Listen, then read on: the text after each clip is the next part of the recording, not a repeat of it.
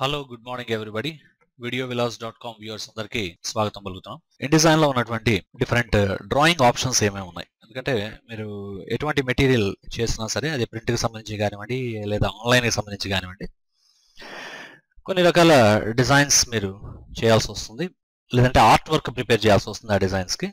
ఇటువంటి పరిస్థితుల్లో మీరు కొన్ని ఆర్ట్ టూల్స్ మీద ఆధారపడి వాటిలోనే డిజైన్ చేసుకోవాల్సిన అవసరం ఉంటుంది. కాబట్టి అటువంటి ఆర్ట్కి సంబంధించినటువంటి బేసిక్ టూల్స్ ఏవైతే ఉంటాయో అవన్నీ కూడా మనకి InDesignలోనే ఇవ్వడం జరిగింది. ఉదాహరణకి మీరు ఏదైనా సరే ఒక ఇమేజ్ని తెచ్చుకోవాలంటే మనం ఈ ఫ్రేమ్లోకి ఇంపోర్ట్ చేసుకుంటాం. అలాగే జస్ట్ ఏదైనా షేప్ క్రియేట్ చేయాలనుకున్నప్పుడు ఈ ఆబ్జెక్ట్స్ని డ్రా చేయడం జరుగుతుంది. అలాగే ఏదైనా టెక్స్ట్ టైప్ చేయాలనుకున్నప్పుడు డైరెక్ట్గా డ్రా చేసి బాక్స్లో టెక్స్ట్ని టైప్ చేయడం జరుగుతుంది. మీకు జస్ట్ అర్థం అవడం కోసం నేను ప్లేస్ హోల్డర్ టెక్స్ట్ కొంచెం ఇచ్చాను. ఇక్కడ జస్ట్ అర్థం అవడం కోసం ఏదైనా సరే ఒక సింపుల్ కలర్ ఫిల్ చేద్దాం, జస్ట్ తెలియడం కోసం. అదేవిధంగా దీంట్లోకి ఏదైనా సరే ఒక ఇమేజ్ని ఇంపోర్ట్ చేసుకున్నాం. ఇట్లా మనకి మూడు రకాల కంటైనర్స్ మూడు రకాలుగా ఉంటాయి. దీన్ని మనం ఆబ్జెక్ట్ మెనూలో కనుక వచ్చినట్టయితే ఇక్కడ జాగ్రత్తగా గమనించవచ్చు. గ్రాఫిక్ కంటైనర్స్ ఉంటాయి, టెక్స్ట్ కంటైనర్ ఉంటుంది, అన్అసైన్డ్ అని అంటాం మూడో దాన్ని. ఈ రకంగా మూడు రకాల కంటైనర్స్ ఉంటాయి మనకి. ఫస్ట్ వచ్చేటికి మనకి గ్రాఫిక్ కంటైనర్ చూడండి, దీంట్లో మనం పిక్చర్స్ని ఇమేజెస్ని తీసుకోవడం అనేది జరిగింది. అలాగే జాగ్రత్తగా గమనించినట్లయితే రెండోది మనకి టెక్స్ట్ కంటైనర్, టెక్స్ట్ని తీసుకోవడం అనేది జరుగుతుంది దీంట్లోకి. మూడోది అన్అసైన్డ్ అంటాం, అంటే దీనికి గ్రాఫిక్ ఉండదు, టెక్స్ట్ ఉండదు బై డిఫాల్ట్, కానీ కావాలంటే ఇంపోర్ట్ చేసుకోవచ్చు, అది వేరే విషయం. ఈ విధంగా మనకి InDesignలో మొత్తం మూడు రకాల గ్రాఫిక్ కంటైనర్స్ ఉంటాయి. అది కంటైనర్స్ అంటాం డైరెక్ట్గా వీటిని. కంటైనర్స్ మూడు రకాలుగా ఉంటాయి. ఒకటి వచ్చేటికి గ్రాఫిక్ కంటైనర్, రెండోది వచ్చేటికి టెక్స్ట్ కంటైనర్, మూడోది వచ్చేటప్పటికి అన్అసైన్డ్ అని ఉంటుంది. సో ఈ విధంగా మనం క్రియేట్ చేసిన తర్వాత ఈ అన్అసైన్డ్లో మనకి రెగ్యులర్గా మనం చూసేటువంటివి మూడు రకాలు. మనం రెక్టాంగిల్ కానివ్వండి, లేదంటే ఎలిప్స్ ఉంటుంది కానివ్వండి, అలాగే పాలిగాన్ అనేటువంటి మూడు పద్ధతులు మనకు ఉన్నాయి. అయితే ఈ మూడిట్లో కూడా మనం రెక్టాంగిల్ తీసుకొని క్లిక్ చేయడం ద్వారా డైలాగ్ బాక్స్ డిస్ప్లే చేయొచ్చు. సేమ్ ఇల్లస్ట్రేటర్ వీడియో క్లిప్ ఎవరైనా ఫాలో అయ్యంటే వాళ్ళకి అర్థమైపోతుంది, పెద్ద డిఫరెన్స్ ఏం లేదు దానికి దీనికి. ఇక్కడ కూడా మనకు నచ్చినటువంటి విడ్త్ హైట్ ఎంత కావాలో ఎంటర్ చేసి ఇచ్చినట్టయితే ఎగ్జాక్ట్లీ ఆ విడ్త్ హైట్లో మనకు వచ్చేస్తుంది. సేమ్ వే ఎలిప్స్ కూడా క్లిక్ చేస్తే మనకి విడ్త్ హైట్ అంటే దీన్ని బేస్ చేసుకొని డయామీటర్ అనేటువంటిది క్రియేట్ అవుతుంది. సో ఈ విధంగా మనం ఎలిప్స్లు కానివ్వండి లేదా పర్ఫెక్ట్ సర్కిల్స్ని కూడా మనం డ్రా చేసే అవకాశం ఉంటుంది. అలాగే పాలిగాన్కి వచ్చినప్పుడు కూడా సేమ్ క్లిక్ చేయగానే పాలిగాన్ విడ్త్ ఎంత ఉండాలి, హైట్ ఎంత ఉండాలి, ఎన్ని సైడ్స్ ఉండాలి మనం చాలా క్లియర్గా చెప్పచ్చు. ఓకే అనగానే ఆటోమేటిక్గా మనకి పాలిగాన్ కూడా ఈ విధంగా క్రియేట్ అయ్యి కనపడుతుంది. అయితే మనకి ఇల్లస్ట్రేటర్ లో కానివ్వండి లేదంటే కొరల్ డ్రా లాంటి అప్లికేషన్స్లో పాలిగాన్తో పాటు ఇంకొక టూల్ కూడా మనకి జనరల్గా కనపడుతుంటుంది, స్టార్ ఉంటుంది. వెరాజ్ మనకి InDesignకి వచ్చేటప్పటికి స్టార్ టూల్ సపరేట్గా అయితే లేదు. ఎప్పుడైతే మనం పాలిగాన్ని క్లిక్ చేస్తామో దాంట్లో పాలిగాన్ విడ్త్ హైట్తో పాటు సైడ్స్తో పాటు మీరు జాగ్రత్తగా గమనించినట్టయితే స్టార్ ఇన్సెట్ అని ఉంటుంది. ఆ ఇన్సెట్ని మనం నచ్చినటువంటి పర్సంటేజ్ ఇవ్వడం ద్వారా స్టార్ని క్రియేట్ చేయొచ్చు. ఉదాహరణకి నేను ఒక 10% ఇస్తున్నాను. ఎప్పుడైతే క్లిక్ ఓకే అంటారో స్టార్ ఇన్సెట్ ఈ విధంగా మనకి క్రియేట్ అవుతుంది. దీన్ని నేను మళ్ళీ అంటే ఇన్సెట్ అంటే ఇన్సైడ్కి, అది మామూలుగా పాలిగాన్ పాయింట్ నుంచి అడిషనల్గా ఏవైతే క్రియేట్ అవుతాయో అవి ఇప్పుడు ఫర్ ఎగ్జాంపుల్ మనకి 5 పాయింట్ అన్నామంటే ఇంకొక 5 1 2 3 4 5 అడిషనల్గా వస్తాయి. టోటల్ 10 పాయింట్స్ అయినాయి మనకి ఇక్కడ. అవి ఇన్సైడ్ ఎంత రావాలనేది నేను ఇచ్చింది 10% అన్నా. ఇదే నేను ఇప్పుడు ఇక్కడ 90% ఇచ్చాను అనుకోండి. ఇప్పుడు జాగ్రత్తగా గమనిస్తే మీకు స్టార్ ఎలా వస్తుందో తెలుస్తుంది. జాగ్రత్తగా గమనించండి, ఇది సెంటర్ ఆబ్జెక్ట్కి మనకి ఇక్కడ సెంటర్. సో ఇన్సైడ్ 10% ఇది. అదే ఇక్కడ చూసినట్టయితే ఇన్సైడ్ 90% వచ్చింది. సో ఈ విధంగా మనకి ఎంత కావాలనేటువంటి ఆ ఇన్సెట్ అనేది జాగ్రత్తగా దానికి తగ్గట్టుగా మనం ఆ వాల్యూని ఇస్తూ జాగ్రత్త చేసుకోవచ్చు. ప్రస్తుతానికి నేను 50% ఇచ్చాను. పర్ఫెక్ట్ స్టార్ మనకి డిస్ప్లే అవ్వడం అనేది జరిగింది. సో ఈ విధంగా ఈవెన్ రెక్టాంగిల్లో కూడా మనం డైరెక్ట్గా డ్రా చేయడం వల్ల రెక్టాంగిల్స్ వస్తాయి, షిఫ్ట్ పట్టుకొని డ్రాగ్ చేయడం వల్ల మనకి పర్ఫెక్ట్ స్క్వేర్ వస్తుంది. సేమ్ వే ఎలిప్స్ క్లిక్ చేసి డ్రాగ్ చేయడం ద్వారా మనకి ఎలిప్సెస్ వస్తాయి, షిఫ్ట్ పట్టుకొని డ్రా చేయడం ద్వారా పర్ఫెక్ట్ సర్కిల్ వస్తుంది. ఈ విధంగా మనం రకరకాల ఆబ్జెక్ట్స్ని డ్రా చేయొచ్చు. అయితే మీరు ఇంకొక విషయం చాలా జాగ్రత్తగా ఇక్కడ గమనించి ఉండాలి. అది మేబీ ఫ్రేమ్ అనుకోండి లేదంటే అన్అసైన్డ్ ఆబ్జెక్ట్ అనుకోండి. మీరు ఒక ఆబ్జెక్ట్ డ్రా చేసిన తర్వాత రెండో ఆబ్జెక్ట్ మీరు డ్రా చేస్తున్నప్పుడు జాగ్రత్తగా గమనించండి, ఇది ఎప్పుడైతే మొదటి ఆబ్జెక్ట్ విడ్త్ అండ్ హైట్కి ఈక్వల్గా అది వస్తుందో ఆటోమేటిక్గా మీకు గ్రీన్ కలర్లో వర్టికల్ హారిజాంటల్గా లైన్స్ కనపడుతున్నాయి చూడండి. సో వీటిని డైనమిక్ గైడ్స్ లేదా గైడ్స్ అని పిలుస్తాం. ఈ గైడ్స్ మనకి హింట్స్ లాగా పనిచేస్తాయి.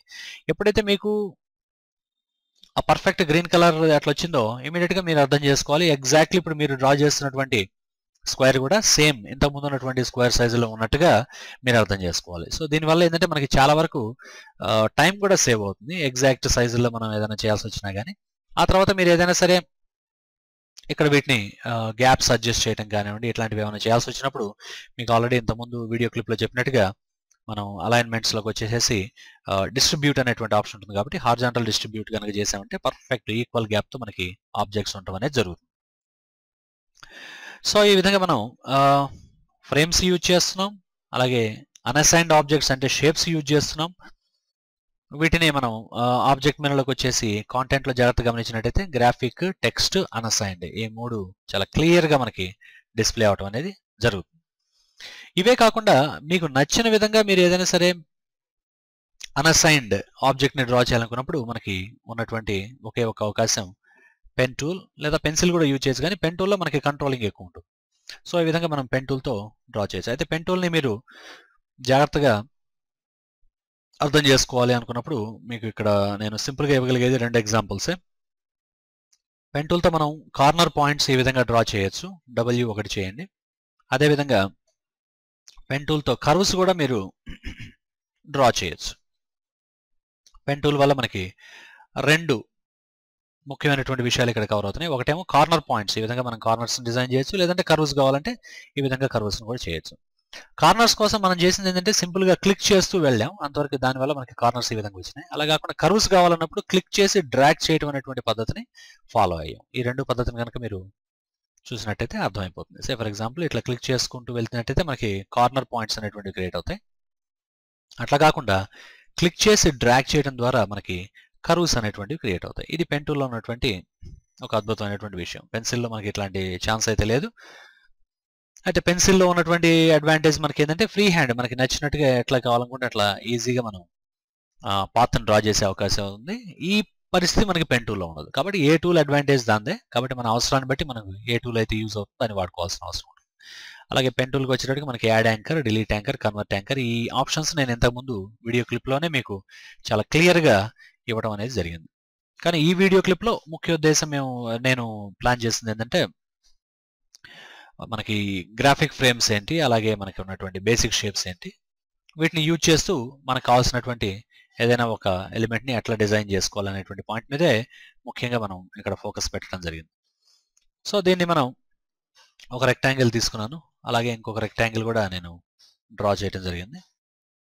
ఈ 2 రెక్టాంగిల్స్ని నేను జాయిన్ చేయాలనుకుంటున్నాను అన్నప్పుడు మనకి కొన్ని ఇంట్రెస్టింగ్ ప్యాలెట్స్ ఇక్కడ మనకి అవసరం అవుతాయి.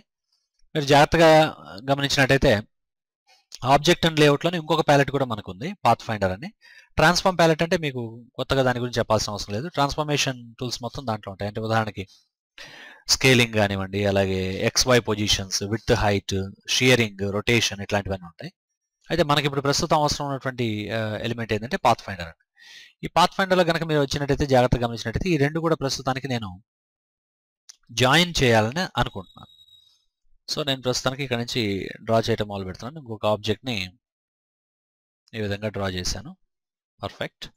ఈ రెండింటిని నేను జాయిన్ చేయాలనుకుంటున్నాను. సో రెండింటిని ఒకసారి కనుక మీరు సెలెక్ట్ చేసుకొని మీరు ఇక్కడ కనుక క్లిక్ చేసినట్టయితే మొట్టమొదటి జాగ్రత్తగా గమనించండి, యాడ్, ఈ 2 కలిసిపోయి మనకి జాయిన్ అయిపోయి. సో దీనికి టాప్ సైడ్లో నాకు ఒక చిన్న ఎలిప్స్ లాంటిది ఇక్కడ రావాలి. ఈ ఎలిప్స్ని ఇక్కడ యాడ్ చేసి దీన్ని జాయిన్ చేయాలని అనుకుంటున్నాను. సో రెండింటిని సెలెక్ట్ చేసుకోండి, మళ్ళీ అగైన్ యాడ్ అనండి. సో అట్లాగే మనకి ఈ ఎడ్జెస్లో కొంచెం అడ్జస్ట్మెంట్ చేయాలనుకుంటున్నాను. So direct selection tool use చేస్తూ మనకు నచ్చిన విధంగా ఈ పాయింట్స్ని మీరు యాడ్ చేసుకునేటువంటి అవకాశం, అడ్జస్ట్ చేసుకునేటువంటి అవకాశం ఉన్నదన్నమాట.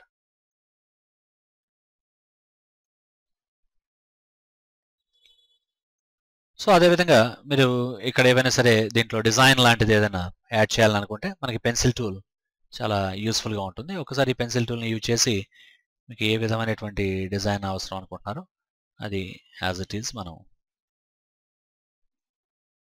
ఇవ్వచ్చు. ఆ తర్వాత మనకి ఇంతకుముందు మీకు ఎక్స్ప్లెయిన్ చేసినట్టుగానే ఈ ఏదైతే స్మూత్నెస్ మీరు అనుకున్నట్టుగా లేకుంటే స్మూత్ టూల్ తీసుకొని ఆ లైన్ మీద రిపీటెడ్గా ఈ విధంగా డ్రాగ్ చేయడం ద్వారా మీరు చక్కగా పాత్ని స్మూత్గా చేసేటువంటి అవకాశం ఉంటుంది మనకి ఇక్కడ. ఇది ఒక బ్యూటిఫుల్ ఆప్షన్ కింద మనం తీసుకోవచ్చు. సో హ్యాపీగా ఈ స్మూత్ టూల్తో వర్క్ చేయండి. నేను ప్రస్తుతం జస్ట్ స్మూత్ మాత్రమే అప్లై చేస్తున్నాను అన్నిటి మీద కూడా. అయితే ఇన్‌డిజైన్‌లో కానివ్వండి, లేదంటే ఏదైనా సరే ఒక అడోబ్ ప్రోడక్ట్‌లో మీరు ఏ టూల్ మీదైనా సరే జస్ట్ డబుల్ క్లిక్ చేయడం అనేది జరిగిందంటే ఆ టూల్ రిలేటెడ్ ఏమన్నా మనకి ఆప్షన్స్ కనుక ఉంటే ఆటోమేటిక్గా ఈ విధంగా డిస్ప్లే అవుతాయి. సే ఫర్ ఎగ్జాంపుల్ ఫస్ట్ నేను సెలక్షన్ టూల్ మీద డబుల్ క్లిక్ చేశాను, ఏమీ లేదు. డైరెక్ట్ సెలక్షన్ మీద చేశాను. అలాగే మనం పేజ్ టూల్ మీద చేసాం, ఏమీ లేదు. గ్యాప్ టూల్ మీద చేసాం, ఏమీ లేదు. టైప్ టూల్కి వచ్చాను, ఏమీ లేదు.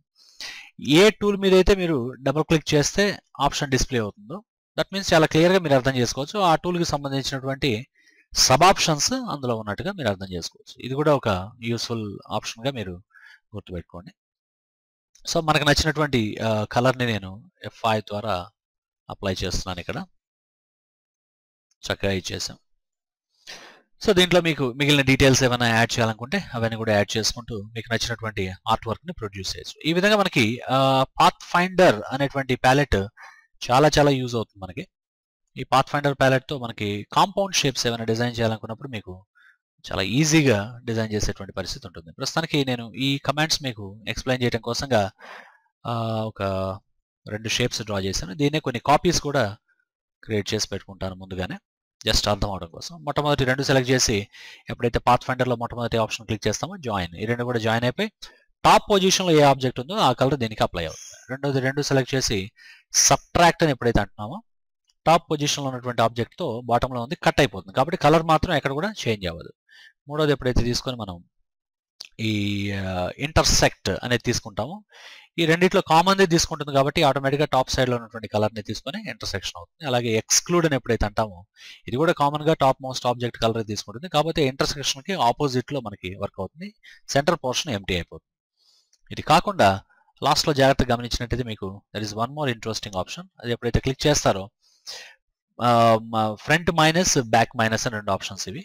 ఈ మనం నార్మల్ సబ్ట్రాక్ట్ అనేది ఎప్పుడైతే యూజ్ చేస్తామో మనకి బాటంలో ఉన్నటువంటిది టాప్తో కట్ అవుతుంది. అలాగే ఈ లాస్ట్ ఆప్షన్కి వచ్చేటప్పటికి మనకి టాప్లో ఉన్నటువంటి ఎలిమెంట్ బాటంతో కట్ అవటం అనేది జరుగుతుంది. సో ఈ విధంగా మనకి పాత్ ఫైండర్ ఆప్షన్స్ చాలా యూస్ఫుల్గా ఉంటాయి.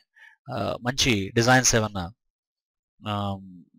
చేసేటప్పుడు వాటిలో మనకి ఆ డిజైన్స్లో ఏమైనా బ్యూటిఫుల్ కాంపౌండ్ షేప్స్ ఏమైనా క్రియేట్ చేయాల్సి వస్తే ఈ పాత్ ఫైండర్ ఆప్షన్స్ మనకి చాలా యూస్ఫుల్గా ఉంటాయి. అదే కాకుండా మీరు ఏదైనా ఒక షేప్ డ్రా చేసిన తర్వాత ఈ షేప్ని వేరే షేప్ కింద మార్చుకోవాలనుకున్నప్పుడు, లేదంటే రౌండెడ్ రెక్టాంగిల్ చేయాలి, లేకపోతే బెవెల్డ్ షేప్ ఇట్లా చేయాలి, లేకపోతే సంథింగ్ ఇన్సెట్ కార్నర్స్ ఈ విధంగా రావాలి, లేకపోతే ఎలిప్స్ చేసుకోవాలి, ట్రయాంగిల్ ఇవ్వాలి, అదేవిధంగా పాలిగాన్స్ కానివ్వండి, లైన్ కానివ్వండి.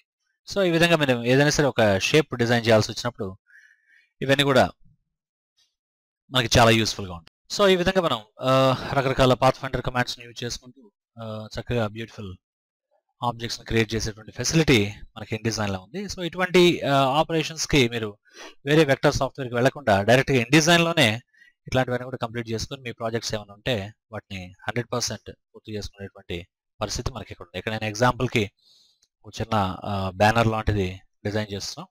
ఈ బ్యానర్కి సంబంధించి 2 రెక్టాంగిల్స్ తీసుకున్నాను నేను. ఈ 2 కూడా నాకు జాయిన్ అయ్యి సింగిల్ షేప్ కింద నాకు డిస్ప్లే అవ్వాలి. సో ఇందాక వెళ్ళినట్టుగానే మనం window menu, object and layout ఆప్షన్స్లో పాత్ ఫైండర్ యూజ్ చేసి జాయిన్ చేస్తున్నాం. That's it. తర్వాత మీకు నచ్చిన కలర్ అందులో ఫిల్ చేసుకోవచ్చు. బార్డర్ ఆప్షన్ లాగా మనకు ఉంటుంది. మళ్ళీ దీనికి ఏదైనా థిక్నెస్ మీరు ఇవ్వాలనుకుంటే ఇవ్వచ్చు. సో మీకు నచ్చిన విధంగా మీరు డిజైన్ చేసేటువంటి ఫెసిలిటీ ఉంది. సో ఈ విధంగా మనకి ఇన్‌డిజైన్లో చక్కటి డ్రాయింగ్ ఎలిమెంట్స్ అన్ని కూడా ఉన్నాయి కాబట్టి వీటన్నిటిని యూజ్ చేసుకొని మన కమర్షియల్ ప్రాజెక్ట్స్ కంప్లీట్ చేసుకోవచ్చు. Thank you very much. Watch videovillage.com కంటిన్యూస్గా వాచ్ చేయండి. తెలియని వాళ్ళు ఎవరైనా తెలుగు వాళ్ళు ఉంటే వాళ్ళకి తెలియజేయండి. అందరినీ రెగ్యులర్గా వాచ్ చేయమని చెప్పండి. Thank you very much. Have a great time.